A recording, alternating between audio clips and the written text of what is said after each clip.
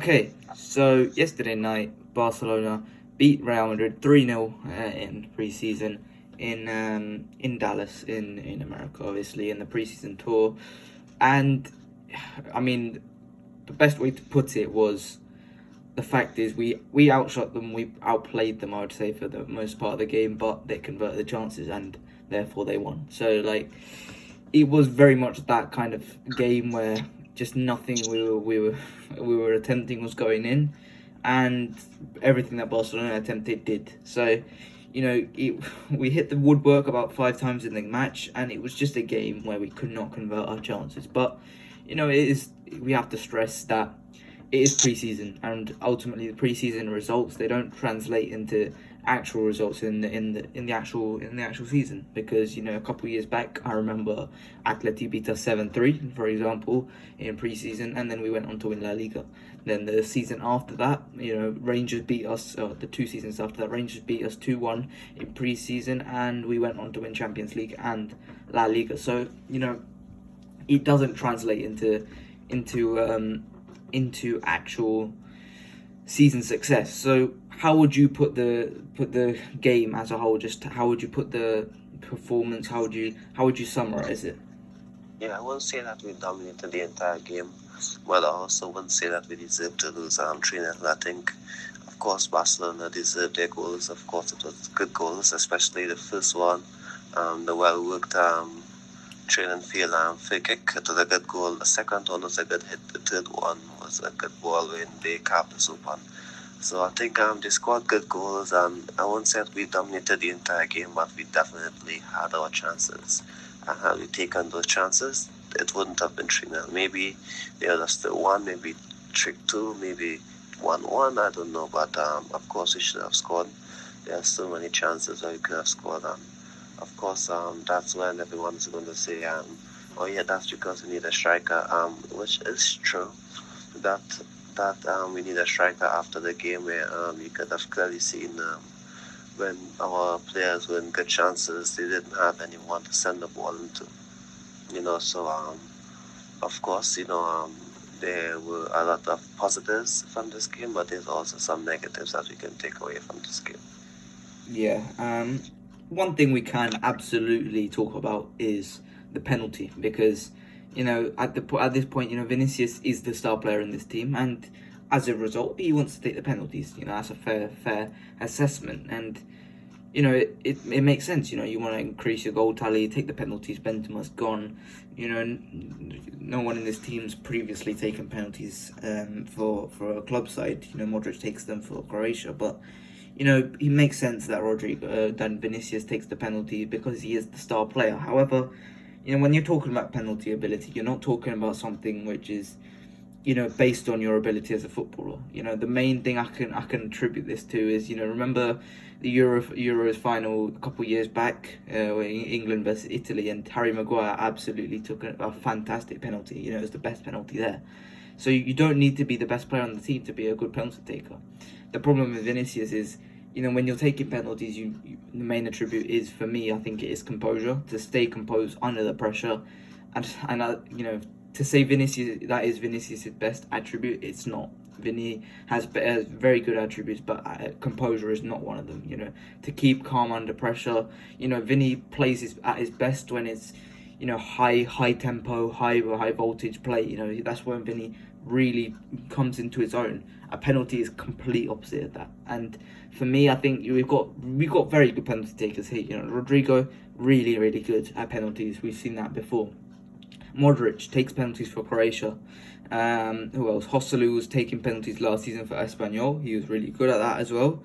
And you can see Bellingham taking it. And obviously, if Kylian Mbappe comes, he's obviously going to be #1 penalty taker. So for me, I don't think this comes into Vinny's strong suit. Sometimes you're good at penalties, sometimes you're not. And I think Vinny is just not. It's not for Vinny to take the penalties. I think he's good at some things, but I just don't see it. And we've seen Vinny improve stuff before, and him eventually improving at penalties, it's not out of the realms of possibility. But I just don't think he should be the penalty taker, in my opinion. I think there is that sense of repeatability about penalties, and I think Vinny's Vinny's main, one of his biggest strengths is the fact that he's just unpredictable. You don't know what he's going to do.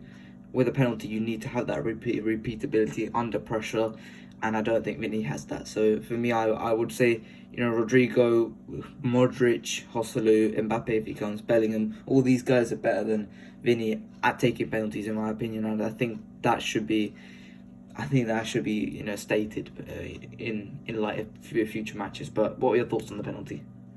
Yeah, as you know, last year I did an entire article stating that I would love to see Vinicius hit a penalty or hit a free kick. Because let's just see how it goes. Let's see what happens. Because of course, we had nothing to play for last year. Coming down to the end in those La Liga games, we had nothing to play for. We just wanted to see how he does at it, and of course, we had the opportunity in this game, and of course he missed it. But I wouldn't say that it's something that we have to immediately cancel out, because of course he has gotten a bit calmer in front of goal. Of course, he isn't the calmest when it comes to confrontations and when the game is physical, or when things get intense, or when there's trouble with the opponents. I think he can get better at it, But like you said, they are better penalty takers. What works in his favor is that Luka Modric isn't always going to be on the pitch. Joselu isn't always going to be on the pitch. Rodrigo isn't always going to be on the pitch. He's the guy who is just always on the pitch, who never gets substituted. So I think that maybe if you look at it, if it's minute 10 and Modric, Rodrigo, Joselu isn't there, then of course he's the guy who's going to hit the penalties. If it's minute 80, Rodrigo comes off and someone else comes in, and Modric maybe gets substituted, I think Vinicius is the man to hit the penalty because there's no one else there. So I think that's how you're going to look at it. It's difficult, for me to say I would cancel him out for hitting penalties. He's 1-1.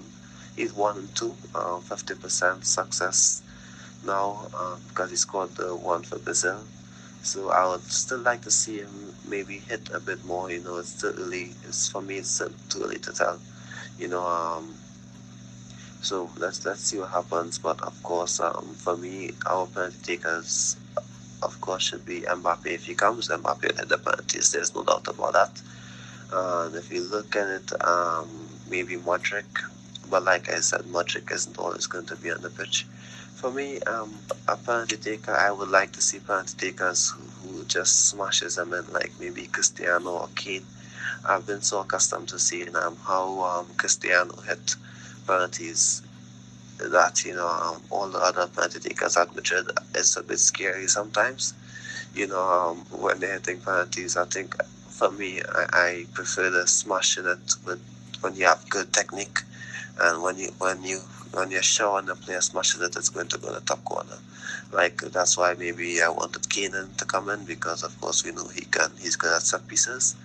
So, but however, now for me, Modric should be number one, because he is, for me, calm under pressure. He's a captain of his national team, the vice captain of this team, and of course he has a lot of composure and technique as well. So for me, it should be Modric. Rodrigo, of course, has shown to be a good penalty taker as well, but for me, it should be Modric, Toni Kroos.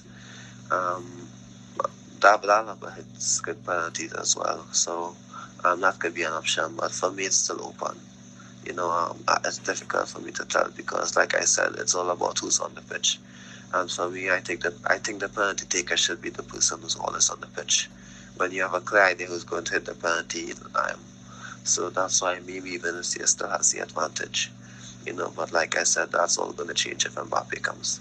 Yeah, and he can improve. He can definitely improve at penalties. It is an ability. You just need to take enough of them. And be sure, because at the point, if me or you stepped up to take a penalty, having not practiced the day before, we would probably get in our own head and just smack it into out of the goal or into the keeper, because we just don't have that repeatability. It is just about taking the same penalty over and over again, and you've got a 79% chance of scoring, which is the XG. So talking about set pieces quickly. Rodrigo hit a few good free kicks in this match. I think the main one was the one that ter Stegen palmed away, and we obviously talked about it with Rodrigo and free kicks as well. Consensus is, yeah. Would you say that Rodrigo is he's just gonna take the free kicks from now on? For now, yeah. I think he's shown good technique. Even I don't think that he is, I would say one of the best free kick takers in the league or in the world. But for now, I think he is the one who should get to them. I think maybe Toni Kroos and David Alaba would continue to be the top two guys hitting them. In my opinion, for the right footers and the left footers. But I mean, Rodrigo, he has shown that he can hit them well. But I think most of his free kicks, when he scored them when he hasn't challenged the wall. The game against Bayern Munich, when he scored his opening free kick, he placed it away from the wall. Then this against Sevilla, I think he placed it away from the wall as well. And this one against Barcelona yesterday, he placed it away from the wall. I think when he tries to go over the wall, he doesn't always succeed. He never really succeeds. Most of his best free kicks has been when he places it away from the wall. When it's closer to the keeper's side. Sometimes he still scores it, and then sometimes the keeper saves it, like yesterday. However, I don't think that he is successful when he tries to go over the wall, which is the best way to score a free kick, in my opinion. So for me, I still think that Toni Kroos and David Alaba should be our free kick takers. But like I said, we haven't really had a guy, to constantly hit the free kicks for us, or to constantly score them in a while, ever since Cristiano and cooled down with his free kicks. Bale hit them, but he was barely on the pitch a few times later on. So for me, it should still be Toni Kroos and David Alaba, because they can both shoot over the wall and have that dip. I haven't seen Rodrigo done that yet.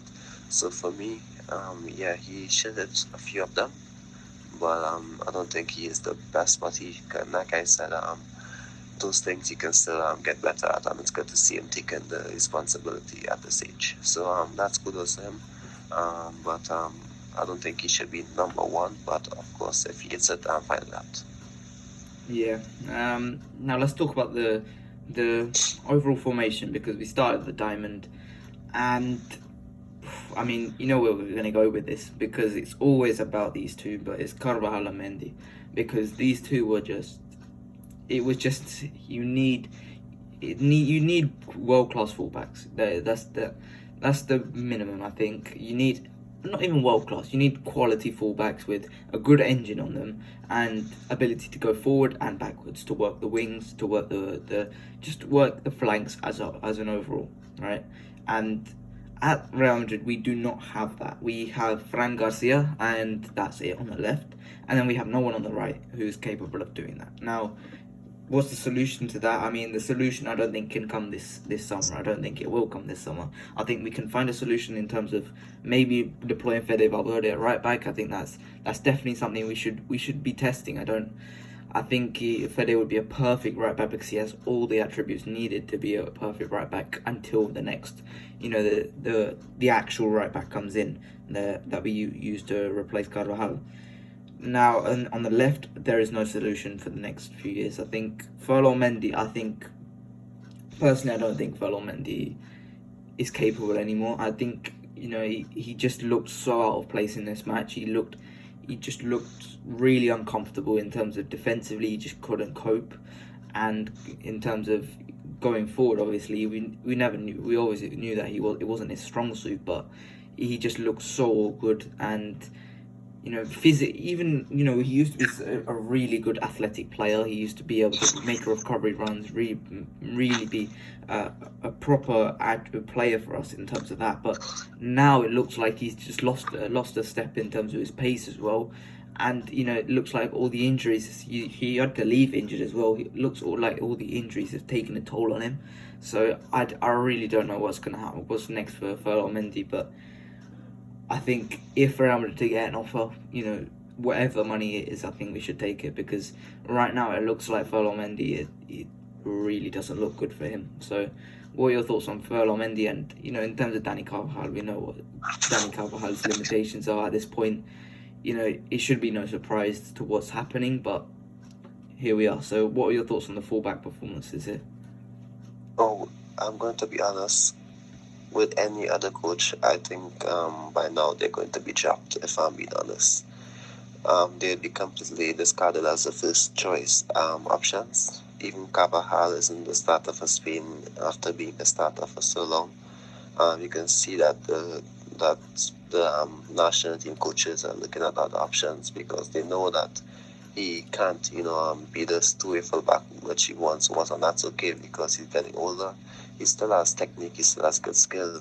He can still do well. However, he's not a two-way fullback anymore due to the fact that he's getting much older, and that's understandable, and you can understand that.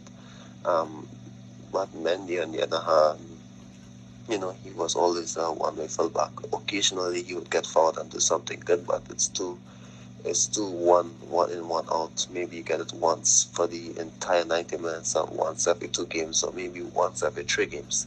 And that's a bit disappointing and difficult because you need your fullback, to be one of the best in the world, because that's where the game is going to. Athleticism is important. I think that's why Fran Garcia should start, in my opinion.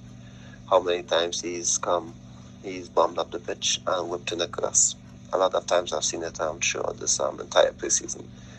However, unluckily for him, there wasn't anyone in the box when he got forward, and I will get to that shortly. So that's one.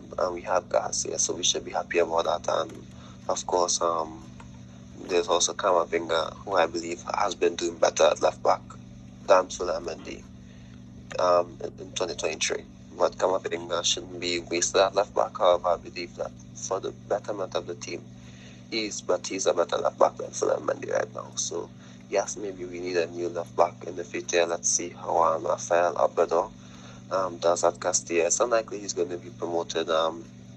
If you look at the history of Castilla players coming up, but maybe he should maybe be trained with the first team and see what happens, because he does well with Castilla. He had a good season last year, so let's see what happens with that. But Mendy shouldn't be starting anymore, especially in these games, if you want to play a diamond or in any formation, even a 4-3-3, 4-4-2. I think he shouldn't be starting.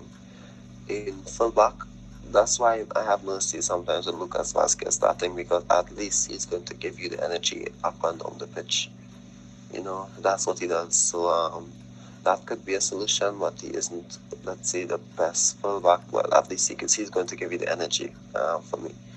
And for the fullback at Castilla, I think Tobias is the only one who constantly goes up and down. There's Alex Jimenez as well, but I think Tobias is more electric in terms of going up and down. However, Ancelotti is unlikely to use him, similar to Abedor. So I think the best option for me is Valverde, because we have a lot of midfielders as well.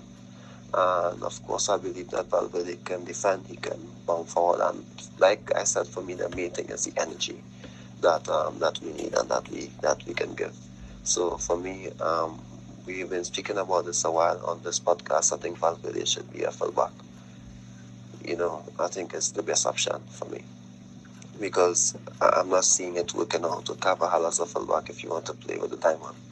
And I think that's it for me when it comes to the fullbacks. But one thing I would like to mention is, of course, when you're playing with a diamond and you have attacking fullbacks, so you have chances, you need at least someone to get onto the box and finish the chances. And Jude Bellingham is that guy, in my opinion. However, teams are going to mark him out eventually, because when he starts scoring, teams are going to mark him out, and then your main weapon, one of your main weapons, it gets too predictable. Like last season, then teams would know who had the biggest threat. There's so many balls that were placed into the box, and Bellingham nearly got to the end of it. And that's because defenders did show him off what he showed, good movement to maybe come close to it. But defenders did show him off, and the longer we play without a striker, it's going to be more pressure on Bellingham to be that guy to score. Yes, he should be that guy finishing the chances, the midfielder coming in on the end of these balls and scoring. Yes, I understand that, and that's how it should be as a talented attacking midfielder. However, the more pressure you put on him, the more attention the defenders are going to show him. It's going to be difficult for him, to constantly get the goals. I think he'd get more goals if you have a striker in the box. That's why maybe I have no issue with Vinicius, Joselu, and Bellingham being the three in the attacking midfielders and the two attackers in the diamond, because at least maybe you can have a target man to take the pressure off of the strikers. And one thing for me, my final point, I think Vinicius needs to at least contest some headers. I think that's something he needs to work on, at least put pressure on the defender, jump for the header at least, because there are a lot of times when there's a long ball sent towards him and he never really jumps for it. I think that's something that he needs to do to help the team. And I've also noticed that he isn't maybe tracking back as much as he used to. I'm not too sure if that's what Ancelotti has told him to save his energy for attacking. But there's something that I would be concerned about if Mbappe comes and two of them isn't really tracking or helping defensively. It's something I would like to see more from him. But I'm not too sure if Ancelotti told him, just conserve the energy for attacking. So I'm not upset about it, but I would just maybe like to know what's the thinking from Ancelotti, because he does put pressure on defenders. He does sometimes try to win a tackle, but he's doing a bit less than he would in the past. So I'd like to see how that develops. Yeah. Let's finish with finish the negatives with the striker situation, because at this point, you saw how many shots we had. We hit the crossbar and post so many times, but nothing can be said about that. Fede hit the crossbar how many times in that what is it, 21-22 season? He hit the crossbar so many times, and sometimes it just won't go in. That's just how it is. But in terms of some of the other chances that we had, the striker situation is really annoying. But I just don't see a way in which Ancelotti can make a strikerless formation work. I just don't see a way in Ancelotti somehow tactically manages that. I think if we had another coach, if we had Jurgen Klopp, if we had Pep Guardiola, they would be able to make it work. But I just don't think Ancelotti can make it work. I think we have to line up with a striker next season. I don't think Jude Bellingham, bombing forward into that striker role, or Rodrigo's playing as a false nine. I don't think it can work. I think we have to line up with a striker next season, and if that is Joselu, I don't mind. I really don't mind whatsoever if it's Joselu, because if it's Joselu, at least, like you said, it's a target. It's a man in the box who will head anything that comes his way, who will get his foot on anything that comes his way, maybe win a few penalties, along the way. Joselu is a very tall, he's a body in the box for the players to fire the ball at. And even if it is Rodrigo up top, I don't mind it. I really don't mind, but I just don't see a way in which Ancelotti can make that work. In terms of if Mbappe comes, that changes everything, obviously, because then we have a striker, then we have a backup winger, and then all the attacking problems are solved. But I think right now, we should just line up with Joselu up top, because he showed what he could do with the acrobatic goal against Manchester United, but I just personally, I don't think we can make it work, without a striker. I think we just have to firm the less goals and try and make it a more defensive unit, a better defensive unit going forward. So what are your thoughts on that? Yeah, so for me, I think this all depends on how good Bellingham does. If I'm being honest, I think how Bellingham plays is going to be how we play now in the future, because he's that guy at the top of the diamond. Unfortunately, it's pressure on him, but it's the fact of the situation now, because of course we all know that when it comes to Ancelotti, it comes to getting the best out of the players, and of course, when you play a diamond, I think the player behind the striker is one of the most important players, and I think it's worthy of how good Bellingham is that he is a player who's getting the responsibility to be important on both ends of the field. So I think it's so however Bellingham plays now, it's going to be how much it play, and he's been doing well, which is important. But I think Ancelotti did play something of a diamond in his AC Milan days when he had Kaká behind Shevchenko and Herman Crespo, I believe, and Kaká became one of the best players in the world. So it's something that he has tried before with the two strikers and the attacking midfielder behind them. It's something he has done before.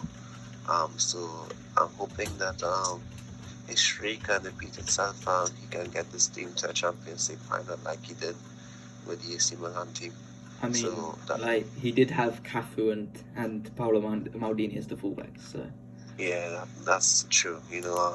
So yeah, that's why we do need attacking fullbacks like we spoke about. And so it's disappointing that the board isn't giving him the players that he's always wanted. So I have one last question for you. Well, not the last question, but I have an important question. So we have a striker that's not going to be used. We have Alvaro Rodriguez, we have Ozulu, and we have Rodrigo and Vinicius who can take up the attacking options. So what do you think is more important, another high attacking right back or a striker? No. I think we can make it work with Joselu. I think we can make it work with Joselu if we deploy him up top. I just don't think if we can make a diamond work, but we need fullbacks, and I think everything just becomes a lot easier if we just sign, let's just say Reece James. Everything just becomes a lot easier because not only can Reece James score goals, but he can also it just makes everything easier. The defense becomes better, the attack becomes better, and suddenly overall you just become a better unit. And I think as much as Mbappe is fantastic, he's going to be the poster boy. You can unveil him at the new Bernabeu. That's the all the marketing that comes with Mbappe, as well as all the goals that he will add, all the assists, the Ballon d'Or, the accolades that Mbappe will bring. It's all fantastic. But Reece James, let's just say Reece James for the fun. I don't care if it's Reece James. I don't care whoever it is. Just a right back who's capable going forward, capable going backwards. Ideally a Fran Garcia on the right back situation. I don't mind that. I don't really need someone who's going to be absolutely remarkable. I just need a really good contributor to the team, and I think that makes the team so much better immediately. Because think about the amount of times that Carvajal gets cooked by a top class winger, and then think about the amount of times that Carvajal, I remember so many situations last year where we were on the left and Toni Kroos gets the ball and he switches the ball to Carvajal, and it's just complete space on the right wing. There's just space which someone like Jeremy Frimpong, let's say Jeremy Frimpong, he bombs down that right wing and either puts in a cross or scores a goal. That makes so much of a difference, because then suddenly Vinicius has more space, then suddenly Rodrigo will have more space to operate, and suddenly our attack becomes so much more deadly. So I think it just makes such a big difference in every aspect that I just think a right back is way more important than a striker at this moment in time. Striking can come. I think a striker can come, and I think if we sign a right back, I think it just makes everything better. But both would be ideal. Yeah, definitely. For me, I believe that the club is signing one because they don't see like a cheap option, like the Fan Gassi one. I believe the Fan Gassi wasn't available, it wasn't going to sign a left back, if I'm being honest. So I'm not too sure what the club is waiting on, if they're waiting for a bargain. I think sometimes you have to understand, I'm not a football manager. I'm not in the finance board meetings at Madrid. And of course, I'm not the head of scouting. But I do believe that sometimes when you look at the squad, you have to realize that you have to have stopgap options. That's why Cancelo would have been the perfect option because he can cover both flanks. I don't think Phil and Mendy should be playing anymore. If we can sell him, then cool. But I think if we sign Cancelo, then maybe he can play right back and he can play left back. He can be a sub-gap option because if we sign, let's say, Hakimi or James, Cancelo won't be affected because he can also play left back. And if we sign Davies, Cancelo won't be affected because he can also play left back. He's a perfect stopgap option and it keeps the pressure of signing someone like Davies or Hakimi or James. We can postpone it like for a couple of years until we can sign them or until their club can sell them. That's why I think cancel, and I know it's not going to happen, but I've been saying João Cancelo to Madrid would be a perfect option.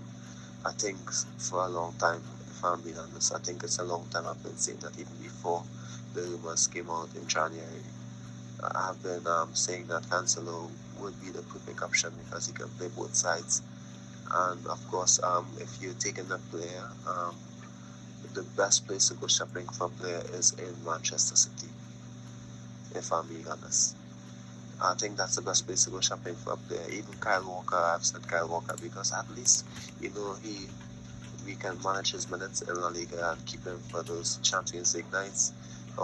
Because, yes, he gets injured, but at least he's going to give you energy on both sides, which is what we need.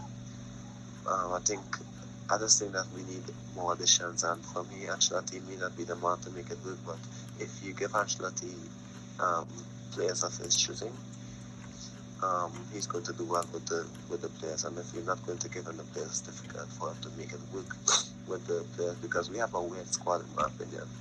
It's a talented squad, but we have a weird squad when we don't have attacking fullbacks, but we have amazing two-way midfielders, electric forwards, but our fullbacks are so concerning. So that's my big concern for me. That's a concern for me. It really is a concern because we have been saying it for a long time. We got Garcia in for left back. We have no one for the other side. If you want to play diamond, and I really hope that maybe Valverde can play there because he's going to be an upgrade on Carvajal. It's disappointed to say it, but it's the truth, if I'm being honest. So Carvajal, yes, he's going to do well, and Ancelotti or the board might think, yeah, that's why he's our number one, that's why he's starting, but then things might be difficult in another game, and things I don't want to wait for that because I know it's going to happen. I know he's going to have a good game and a bad game, good game, bad game. Exposed, then he does well. It's according to the play, it's according to replay. And I'm not looking forward to it, but he is a good servant. I'm not saying sell him because we need him in the team. We can't have all young players. We need to have some older heads as well. But we need someone who can play there. If we're not going to sign anyone, I would much rather have Valverde there. Yeah, 100%. Now to finish on probably a better note, we'll talk about Mr. Aurelien Tchouameni because out of a performance which was quite poor from a lot of the players, I think Aurelien Tchouameni was outstanding. I think he was really, really good defensively. I think he was really, really nice, really solid. Whilst the other players around him were, I'm not going to say catastrophic, but I would say not great. And going forward, his passing was really on point. He was just really crisp and really, really good. Really, we want to see Aurelien Tchouameni make the step forward and become the top player that he's promised to be. And I think, this is a season where he could really do well. So, I think it's a good start from Tchouameni. I think it's a nice start, and I think he can definitely build upon this. So, I was really happy with his performance yesterday, and yeah, what did you make of it? Yeah, he did well. I think he showed that he is a talented player and fitting well with the other midfielders. Of course, with all the midfielders coming in, there's also a lot of debate who's going to start, who's going to play. But I think Tchouameni has shown that he is the one true defensive midfielder in the team. Camavinga, Tony can play there, but I think Tchouameni is the main man for the long term. And I think if Ancelotti can see that, and play and start him, I think it's going to work out of wonders with this team. And so I do hope that Tchouameni starts, because he had a difficult um, end to the season. Not in terms of performances, I think he was fine, but in terms of being out of the team, I think he wasn't given the opportunity to claim his position. When so much is going wrong with the team, and he would have definitely solved some issues, but he wasn't there as well. He had a few injuries which kept him back. So I do hope that this season is another step forward. I think he had a good first season, so I do hope that his second season is much better and he becomes an undisputed starter. Because the more of the younger guys becoming an undisputed starter, the better for the team. The quicker Tchouameni, not just Tchouameni, but Tchouameni, Fan Garcia, Camavinga, all these guys, the quicker they become an undisputed starter in the team, the spine of the team is going to develop again. That's why we did so well with Tony and Luca and Isco and Sergio Ramos and Felver, and because we knew who was going to start. And the quicker these new guys become starters, the easier it's going to be for transition. That's why I was so happy that Vinicius eventually became a starter over Hazard, and Rodrigo is playing more over other guys like Asensio, because they knew who was going to be the spine of the team. So I am looking forward to seeing what's going to happen, if I'm being honest. And like I said, the transitioning is happening, and maybe Ancelotti is a perfect coach, just to introduce those guys to Real Madrid football, but maybe he isn't long term to get the best out of these guys. But for this season, I'm confident that maybe Ancelotti can work something out, to cover the flaws, because he is that kind of coach who can maybe cover the flaws, and I'm hoping that he isn't maybe stubborn with some of his methods, and I'm hoping that he's a bit flexible, which he is trying to do with the squad he has available. So I must say kudos to him for trying something new with the diamond. Kudos to him for attempting to make Tchouameni claim the starting spot as per some of the media outlets. So let's see what happens. So I'm looking forward to it. Yeah. So I think that is it. Obviously, Arda Güler has also announced that he's going to go back to Madrid. He's got a torn meniscus, which is not. It's a bad injury, that, and I do want to mention that how that is a bad injury. Ansu Fati was he got that injury, and he was kept out for a couple. It felt like years, but I don't think it was. He definitely got quite a few reoccurring injuries after that in terms of Ansu Fati. So hopefully his recovery goes well in Madrid. No need to rush this. There's really no need to rush this. They should take it slowly. But yeah, I think that is really disappointing to hear. So yeah, apart from that, I think we covered most of it in terms of this El Clasico game. It wasn't the best, but for Real Madrid, I'm sure the Barcelona fans enjoyed it very much, which is not good news when Barcelona fans enjoy it. But yeah, I think that is it for today. Have you got anything else to say about this match? No, I think that's it. I think we covered almost everything. When it comes to preseason, it's difficult, to take a lot of negatives. I would like to see the positives overshadow the negatives, because it's still early in the season and a lot can still happen positive as well.